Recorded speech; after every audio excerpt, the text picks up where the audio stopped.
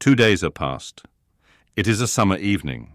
The coachman has set me down at a place called Whitcross. He could take me no farther for the sum I had given, and I was not possessed of another shilling in the world. The coach is a mile off by this time. I am alone. At this moment I discover that I forgot to take my parcel out of the pocket of the coach, where I had placed it for safety. There it remains, there it must remain, and now I am absolutely destitute. Whitcross is no town, nor even a hamlet. It is but a stone pillar set up where 4 roads meet, whitewashed, I suppose, to be more obvious at a distance and in darkness. 4 arms spring from its summit. The nearest town to which these point is, according to the inscription, distant 10 miles, the farthest above 20. From the well-known names of these towns I learn in what county I have lighted, a North Midland shire, dusk with moorland, ridged with mountain. This I see. There are great moors behind and on each hand of me.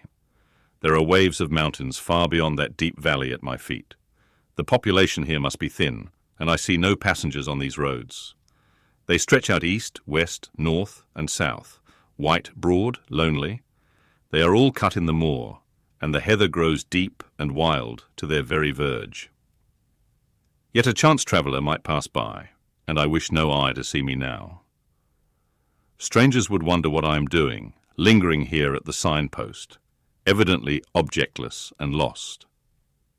I might be questioned. I could give no answer but what would sound incredible and excite suspicion. Not a tie holds me to human society at this moment. Not a charm or hope calls me where my fellow creatures are. None that saw me would have a kind thought or a good wish for me. I have no relative but the universal mother nature. I will seek her breast and ask repose. I struck straight into the heath. I held on to a hollow I saw deeply furrowing the brown moorside. I waded knee-deep in its dark growth. I turned with its turnings, and finding a moss-blackened granite crag in a hidden angle, I sat down under it. High banks of moor were about me. The crag protected my head. The sky was over that.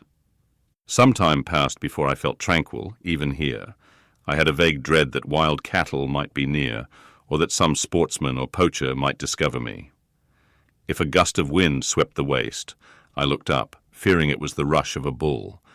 If a plover whistled, I imagined it a man. Finding my apprehensions unfounded, however, and calmed by the deep silence that reigned as evening declined at nightfall, I took confidence. As yet I had not thought. I had only listened, watched, dreaded. Now I regained the faculty of reflection. What was I to do? Where to go? Oh, intolerable questions, when I could do nothing and go nowhere. When a long way must yet be measured by my weary, trembling limbs before I could reach human habitation. When cold charity must be entreated before I could get a lodging. Reluctant sympathy, importuned, almost certain repulse incurred before my tale could be listened to, or one of my wants relieved. I touched the heath. It was dry, and yet warm with the heat of the summer day. I looked at the sky. It was pure. A kindly star twinkled just above the chasm ridge. The dew fell, but with propitious softness. No breeze whispered. Nature seemed to me benign and good. I thought she loved me, outcast as I was, and I, who from man could anticipate only mistrust, rejection, insult, clung to her with filial fondness. Tonight, at least, I would be her guest, as I was her child. My mother would lodge me without money and without price. I had one morsel of bread yet, the remnant of a roll I had bought in a town we passed through at noon, with a stray penny, my last coin. I saw ripe bilberries gleaming here and there, like jet beads in the heath. I gathered a handful and ate them with the bread. My hunger, sharp before, was, if not satisfied, appeased by this hermit's meal. I said my evening prayers at its conclusion, and then chose my couch. Beside the crag the heath was very deep. When I lay down my feet were buried in it. Rising high on each side, it left only a narrow space for the night air to invade. I folded my shawl double and spread it over me for a coverlet. A low, mossy swell was my pillow. Thus lodged, I was not, at least at the commencement of the night, cold. My rest might have been blissful enough, only a sad heart broke it. It plained of its gaping wounds, its inward bleeding, its riven cords. It trembled for Mr. Rochester and his doom. It bemoaned him with bitter pity. It demanded him with ceaseless longing. And impotent as a bird, with both wings broken, it still quivered its shattered pinions in vain attempts to seek him. Worn out with this torture of thought, I rose to my knees. Night was come, and her planets were risen. A safe, still night, too serene for the companionship of fear. We know that God is everywhere, but certainly we feel his presence most when his works are on the grandest scale spread before us. And it is in the unclouded night sky, where his worlds wheel their silent course, that we read clearest his infinitude, his omnipotence, his omnipresence. I had risen to my knees to pray for Mr. Rochester. Looking up, I, with tear-dimmed eyes, saw the mighty Milky Way. Remembering what it was, what countless systems there swept space like a soft trace of light, I felt the might and strength of God. Sure was I of his efficiency to save what he had made. Convinced I grew that neither earth should perish, nor one of the souls it treasured. I turned my prayer to thanksgiving. The source of life was also the saviour of spirits. Mr. Rochester was safe. He was God's, and by God would he be guarded. I again nestled to the breast of the hill, and ere long in sleep forgot sorrow. But next day want came to me, pale and bare. Long after the little birds had left their nests, long after bees had come in the sweet prime of day to gather the heath honey before the dew was dried, when the long morning shadows were curtailed and the sun filled earth and sky. I got up, and I looked round me. What a still, hot, perfect day! What a golden desert this spreading moor! Everywhere sunshine. I wished I could live in it and on it. I saw a lizard run over the crag. I saw a bee busy among the sweet bilberries. I would fain at the moment have become bee or lizard, that I might have found fitting nutriment, permanent shelter here. But I was a human being, and had a human being's wants. I must not linger where there was nothing to supply them. I rose. I looked back at the bed I had left. Hopeless of the future, I wished but this, that my Maker had that night thought good to require my soul of me while I slept, and that this weary frame, absolved by death from further conflict with fate, had now but to decay quietly, and mingle in peace with the soil of this wilderness. Life, however, was yet in my possession, with all its requirements, and pains, and responsibilities. The burden must be carried, the want provided for, the suffering endured, the responsibility fulfilled. I set out. Whitcross regained, I followed a road which led from the sun, now fervent and high. By no other circumstance had I will to decide my choice. I walked a long time, and when I thought I had nearly done enough, and might conscientiously yield to the fatigue that almost overpowered me, might relax this forced action, and sitting down on a stone I saw near, submit resistlessly to the apathy that clogged heart and limb, I heard a bell chime, a church bell. I turned in the direction of the sound, and there, amongst the romantic hills, whose changes and aspect I had ceased to note an hour ago, I saw a hamlet and a spire. All the valley at my right hand was full of pasture fields and cornfields and wood, and a glittering stream ran zigzag through the varied shades of green, the mellowing grain, the sombre woodland, the clear and sunny lea.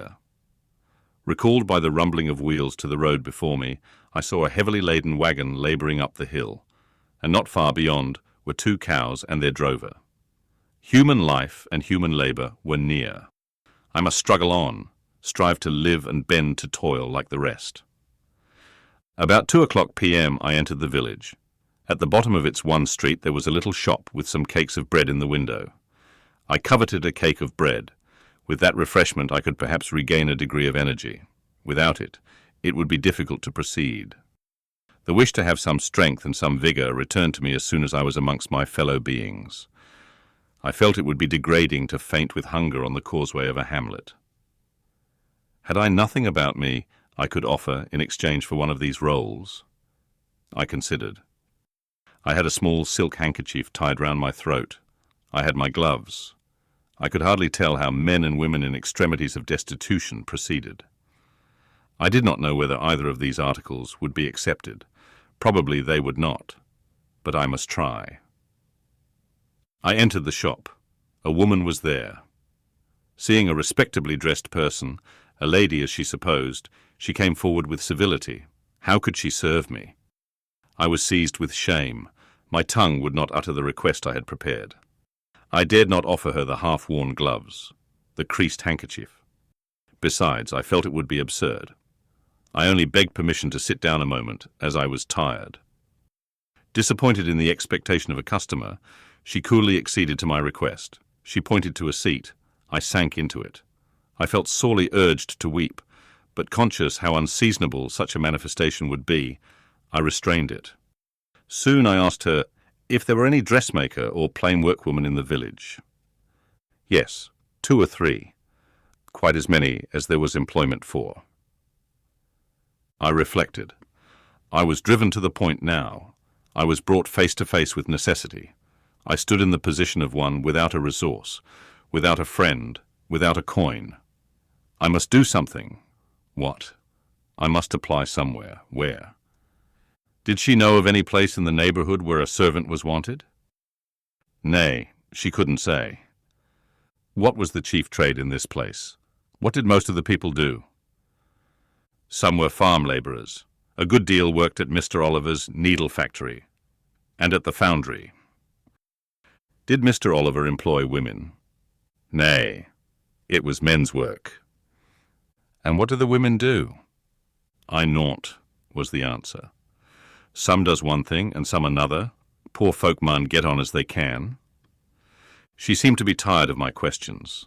And indeed, what claim had I to importune her? A neighbour or two came in. My chair was evidently wanted. I took leave. I passed up the street, looking as I went at all the houses to the right hand and to the left, but I could discover no pretext, nor see an inducement to enter any. I rambled round the hamlet, going sometimes to a little distance and returning again, for an hour or more.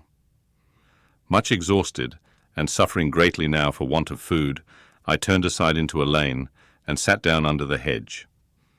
Ere many minutes had elapsed, I was again on my feet, however, and again searching something, a resource or at least an informant. A pretty little house stood at the top of the lane, with a garden before it, exquisitely neat and brilliantly blooming. I stopped at it. What business had I to approach the white door or touch the glittering knocker? In what way could it possibly be the interest of the inhabitants of that dwelling to serve me? Yet I drew near and knocked. A mild-looking, cleanly attired young woman opened the door, in such a voice as might be expected from a hopeless heart and fainting frame, a voice wretchedly low and faltering. I asked if a servant was wanted here. No, said she, we do not keep a servant. Can you tell me where I could get employment of any kind? I continued. I am a stranger without acquaintance in this place. I want some work, no matter what. But it was not her business to think for me, or to seek a place for me. Besides, in her eyes, how doubtful must have appeared my character, position, tale. She shook her head. She was sorry she could give me no information. And the white door closed, quite gently and civilly, but it shut me out. If she had held it open a little longer, I believe I should have begged a piece of bread, for I was now brought low. I could not bear to return to the sordid village, where besides no prospect of aid was visible. I should have longed rather to deviate to a wood I saw not far off, which appeared in its thick shade to offer inviting shelter. But I was so sick, so weak, so gnawed with nature's cravings. Instinct kept me roaming round abodes where there was a chance of food. Solitude would be no solitude, rest no rest, while the vulture, hunger, thus sank beak and talons in my side. I drew near houses, I left them and came back again, and again I wandered away, always repelled by the consciousness of having no claim to ask, no right to expect interest in my isolated lot. Meantime, the afternoon advanced, while I thus wandered about like a lost and starving dog. In crossing a field, I saw the church spire before me. I hastened towards it. Near the churchyard, and in the middle of a garden, stood a well-built though small house, which I had no doubt was the parsonage. I remembered that strangers who arrive at a place where they have no friends, and who want employment, sometimes apply to the clergyman for introduction and aid. It is the clergyman's function to help, at least with advice, those who wish to help themselves. I seem to have something like a right to seek counsel here. Renewing then my courage and gathering my feeble remains of strength, I pushed on. I reached the house and knocked at the kitchen door. An old woman opened. I asked, "Was this the parsonage?" "Yes." "Was the clergyman in?" "No." "Would he be in soon?" "No, he was gone from home." "To a distance?" "Not so far. Happened 3 mile. He had been called away by the sudden death of his father. He was at Marsh End now, and would very likely stay there a fortnight longer." "Was there any lady of the house?" "Nay, there was naught but her, and she was housekeeper. And of her, reader, I could not bear to ask the relief for want of which I was sinking. I could not yet beg, and again I crawled away. Once more I took off my handkerchief. Once more I thought of the cakes of bread in the little shop. Oh, for but a crust, for but one mouthful to allay the pang of famine. Instinctively I turned my face again to the village. I found the shop again, and I went in, and though others were there besides the woman, I ventured the request. Would she give me a roll for this handkerchief? She looked at me with evident suspicion. Nay, she never sold stuff that way. Almost desperate, I asked for half a cake. She again refused. How could she tell where I had got the handkerchief? She said. Would she take my gloves? No. What could she do with them? Reader, it is not pleasant to dwell on these details. Some say there is enjoyment in looking back to painful experience past, but at this day I can scarcely bear to review the times to which I allude. The moral degradation, blent with the physical suffering, form too distressing a recollection ever to be willingly dwelt on.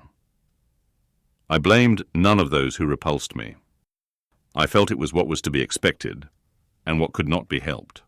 An ordinary beggar is frequently an object of suspicion. A well-dressed beggar, inevitably so. To be sure, what I begged was employment. But whose business was it to provide me with employment? Not certainly that of persons who saw me then for the first time, and who knew nothing about my character. And as to the woman who would not take my handkerchief in exchange for her bread, why, she was right if the offer appeared to her sinister or the exchange unprofitable. Let me condense now. I am sick of the subject. A little before dark, I passed a farmhouse, at the open door of which the farmer was sitting, eating his supper of bread and cheese. I stopped and said, "Will you give me a piece of bread, for I am very hungry?" He cast on me a glance of surprise, but without answering he cut a thick slice from his loaf and gave it to me. I imagine he did not think I was a beggar, but only an eccentric sort of lady who had taken a fancy to his brown loaf. As soon as I was out of sight of his house, I sat down and ate it. I could not hope to get a lodging under a roof, and sought it in the wood I have before alluded to. But my night was wretched, my rest broken. The ground was damp, the air cold. Besides, intruders passed near me more than once, and I had again and again to change my quarters. No sense of safety or tranquillity befriended me. Towards morning it rained. The whole of the following day was wet. Do not ask me, reader, to give a minute account of that day. As before, I sought work. As before, I was repulsed. As before, I starved. But once did food pass my lips. At the door of a cottage, I saw a little girl about to throw a mess of cold porridge into a pig trough. "Will you give me that?" I asked. She stared at me. "Mother," she exclaimed, "there is a woman wants me to give her these porridge." "Well, lass," replied a voice within, "give it her if she's a beggar. To pig doesn't want it." The girl emptied the stiffened mould into my hand, and I devoured it ravenously. As the wet twilight deepened, I stopped in a solitary bridle path, which I had been pursuing an hour or more. My strength is quite failing me, I said in a soliloquy. I feel I cannot go much farther. Shall I be an outcast again this night? While the rain descends so, must I lay my head on the cold, drenched ground? I fear I cannot do otherwise, for who will receive me? But it will be very dreadful with this feeling of hunger, faintness, chill, and this sense of desolation, this total prostration of hope. In all likelihood, though, I should die before morning. And why cannot I reconcile myself to the prospect of death? Why do I struggle to retain a valueless life? Because I know, or believe, Mr. Rochester is living, and then to die of want and cold is a fate to which nature cannot submit passively. Oh, Providence, sustain me a little longer. Aid, direct me. My glazed eye wandered over the dim and misty landscape. I saw I had strayed far from the village. It was quite out of sight. The very cultivation surrounding it had disappeared. I had, by crossways and bypaths, once more drawn near the tract of moorland, and now only a few fields, almost as wild and unproductive as the heath from which they were scarcely reclaimed, lay between me and the dusky hill. Well, I would rather die yonder than in a street or on a frequented road, I reflected, and far better that crows and ravens, if any ravens there be in these regions, should pick my flesh from my bones, than that they should be prisoned in a workhouse coffin and moulder in a pauper's grave. To the hill, then, I turned. I reached it. It remained now only to find a hollow where I could lie down and feel at least hidden, if not secure. But all the surface of the waste looked level. It showed no variation but of tint, green, where rush and moss overgrew the marshes, black where the dry soil bore only heath.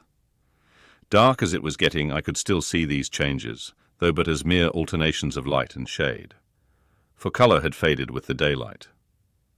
My eye still roved over the sullen swell and along the moor edge, vanishing amidst the wildest scenery, when at one dim point, far in among the marshes and the ridges, a light sprang up. That is an ignis fatuus, was my first thought, and I expected it would soon vanish. It burnt on, however, quite steadily, neither receding nor advancing. Is it then a bonfire just kindled? I questioned. I watched to see whether it would spread. But no, as it did not diminish, so it did not enlarge. It may be a candle in a house, I then conjectured, but if so, I can never reach it. It is much too far away. And were it within a yard of me, what would it avail? I should but knock at the door to have it shut in my face. And I sank down where I stood and hid my face against the ground. I lay still a while. The night wind swept over the hill and over me, and died moaning in the distance. The rain fell fast, wetting me afresh to the skin. Could I but have stiffened to the still frost, the friendly numbness of death, it might have pelted on. I should not have felt it, but my yet living flesh shuddered at its chilling influence. I rose erelong. The light was yet there, shining dim but constant through the rain. I tried to walk again. I dragged my exhausted limbs slowly towards it. It led me aslant over the hill, through a wide bog, which would have been impassable in winter, and was splashy and shaking even now in the height of summer. Here I fell twice, but as often I rose and rallied my faculties. This light was my forlorn hope. I must gain it. Having crossed the marsh, I saw a trace of white over the moor. I approached it. It was a road or a track. It led straight up to the light, which now beamed from a sort of knoll, amidst a clump of trees, firs apparently, from what I could distinguish of the character of their forms and foliage through the gloom. My star vanished as I drew near. Some obstacle had intervened between me and it. I put out my hand to feel the dark mass before me. I discriminated the rough stones of a low wall, above it something like palisades, and within a high and prickly hedge. I groped on. Again a whitish object gleamed before me. It was a gate, a wicket. It moved on its hinges as I touched it. On each side stood a sable bush, holly or yew. Entering the gate and passing the shrubs, the silhouette of a house rose to view, black, low, and rather long, but the guiding light shone nowhere. All was obscurity. Were the inmates retired to rest? I feared it must be so. In seeking the door, I turned an angle. There shot out the friendly gleam again from the lozenged panes of a very small latticed window within a foot of the ground, made still smaller by the growth of ivy or some other creeping plant, whose leaves clustered thick over the portion of the house wall in which it was set. The aperture was so screened and narrow that curtain or shutter had been deemed unnecessary, and when I stooped down and put aside the spray of foliage shooting over it, I could see all within. I could see clearly a room with a sanded floor, clean scoured, a dresser of walnut, with pewter plates, ranged in rows, reflecting the redness and radiance of a glowing peat fire. I could see a clock, a white deal table, some chairs. The candle, whose ray had been my beacon, burnt on the table, and by its light an elderly woman, somewhat rough-looking but scrupulously clean, like all about her, was knitting a stocking. I noticed these objects cursorily only. In them there was nothing extraordinary. A group of more interest appeared near the hearth, sitting still amidst the rosy peace and warmth suffusing it. Two young, graceful women, ladies in every point, sat, one in a low rocking chair, the other on a lower stool. Both wore deep mourning of crepe and bombazin, which sombre garb singularly set off very fair necks and faces. A large old pointer dog rested its massive head on the knee of one girl.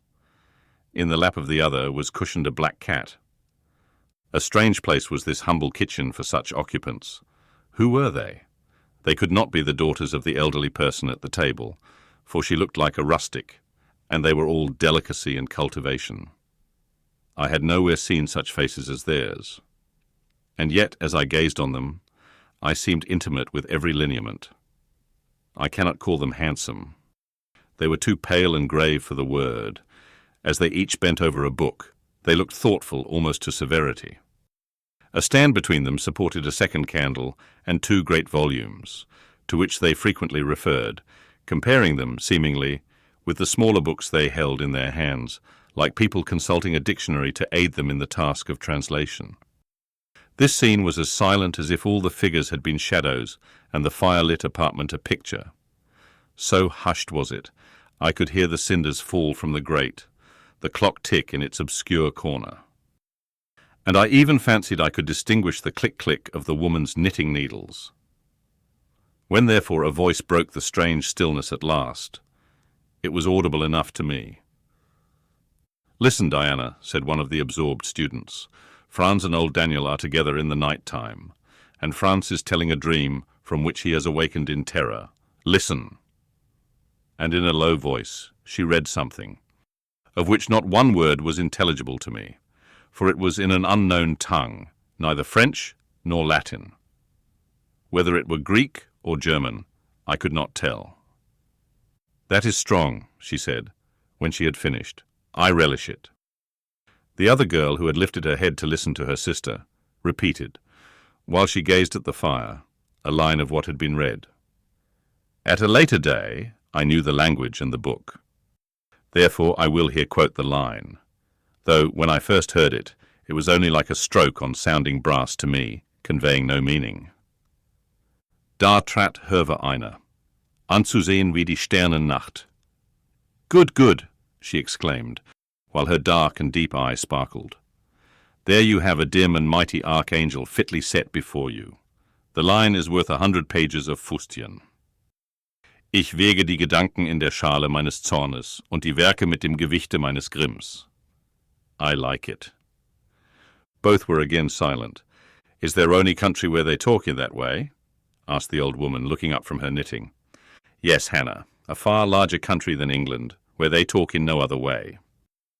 "Well, for sure case, I naunt how they can understand to one t'other. And if either o' you went there, ye could tell what they said, I guess." "We could probably tell something of what they said, but not all, for we are not as clever as you think us, Hannah. We don't speak German, and we cannot read it without a dictionary to help us." "And what good does it do you?" "We mean to teach it sometime, or at least the elements, as they say, and then we shall get more money than we do now." "Very like, but give o'er studying. Ye've done enough for tonight." "I think we have. At least I'm tired. Mary, are you?" Mortally. After all, it's tough work fagging away at a language with no master but a lexicon. It is, especially such a language as this crabbed but glorious Deutsch. I wonder when St. John will come home. Surely he will not be long now. It is just 10, looking at a little gold watch she drew from her girdle. It rains fast, Hannah. Will you have the goodness to look at the fire in the parlour? The woman rose. She opened a door through which I dimly saw a passage. Soon I heard her stir a fire in an inner room. She presently came back. "Ah, childer," said she. "It fair troubles me to go into yond room now. It looks so lonesome with the chair empty and set back in a corner." She wiped her eyes with her apron. The two girls, grave before, looked sad now. "But he is in a better place," continued Hannah.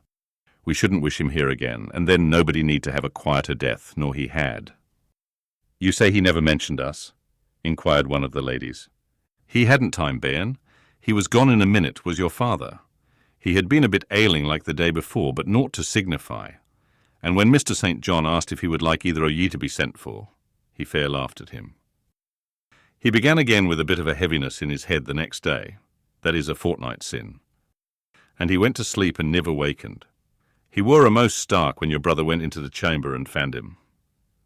Ah, childer, that's to last at old stock, for ye and Mr. St. John is like of different sort to them that's gone. For all your mother were, Mitch, I your way, and a most as book learned. She were the picture o' ye, Mary.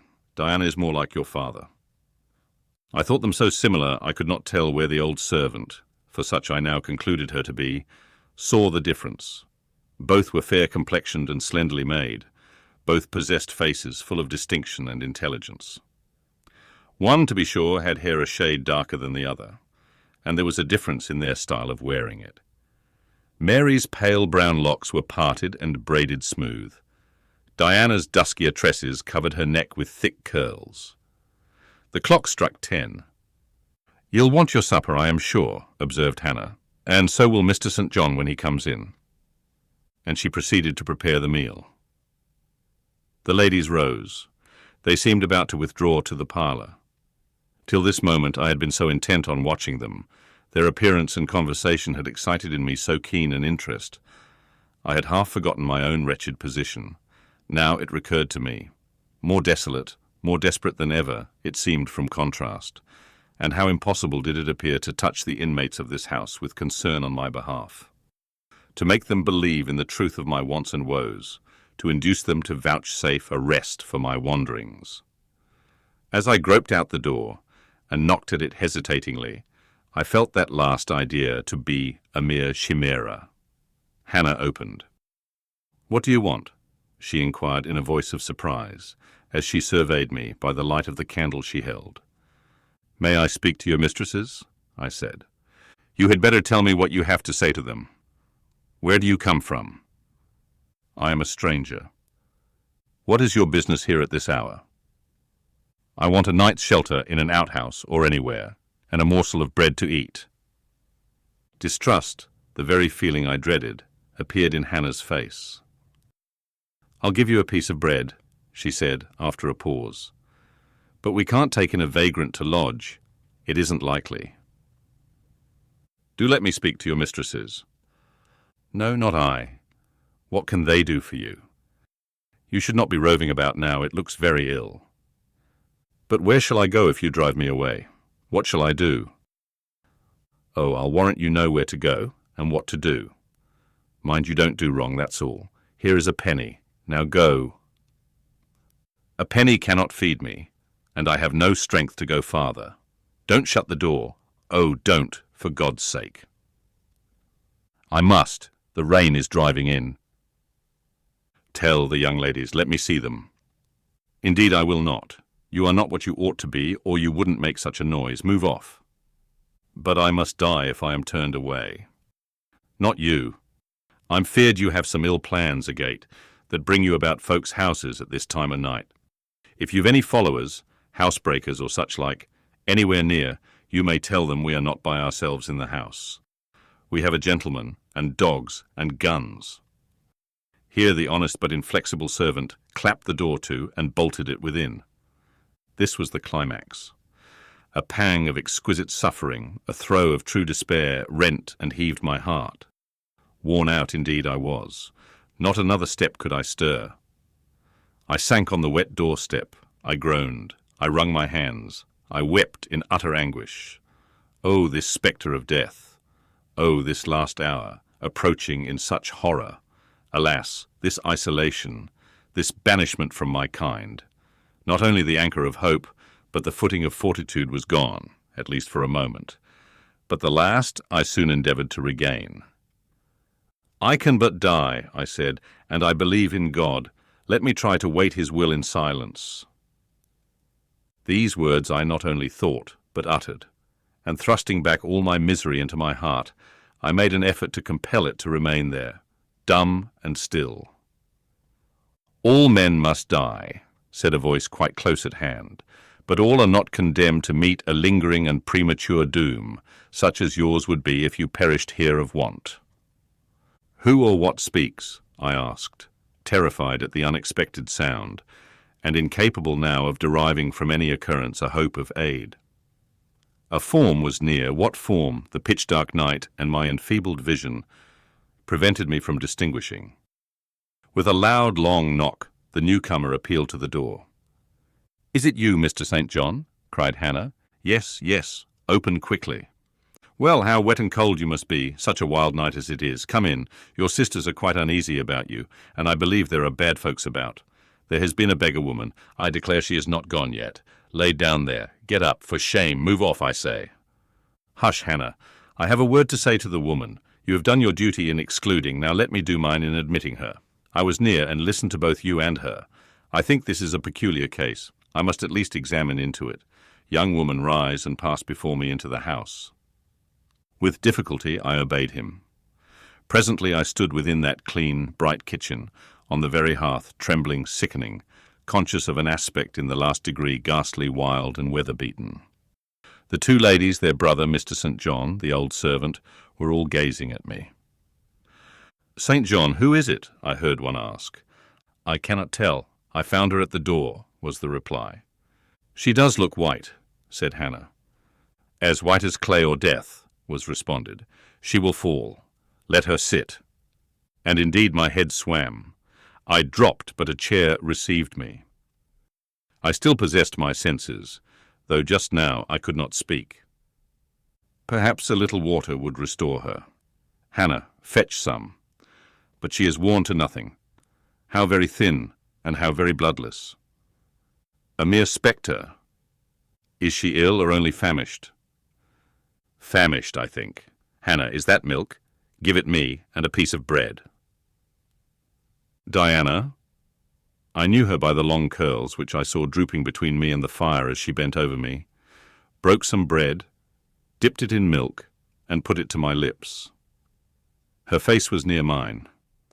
I saw there was pity in it, and I felt sympathy in her hurried breathing. In her simple words, too, the same balm-like emotion spoke. "Try to eat." "Yes, try," repeated Mary gently, and Mary's hand removed my sodden bonnet and lifted my head. I tasted what they offered me, feebly at first, eagerly soon. "Not too much at first. Restrain her," said the brother. "She has had enough." And he withdrew the cup of milk and the plate of bread. "A little more, St. John. Look at the avidity in her eyes." "No more at present, sister." "Try if she can speak now. Ask her name." I felt I could speak, and I answered, "My name is Jane Eyre."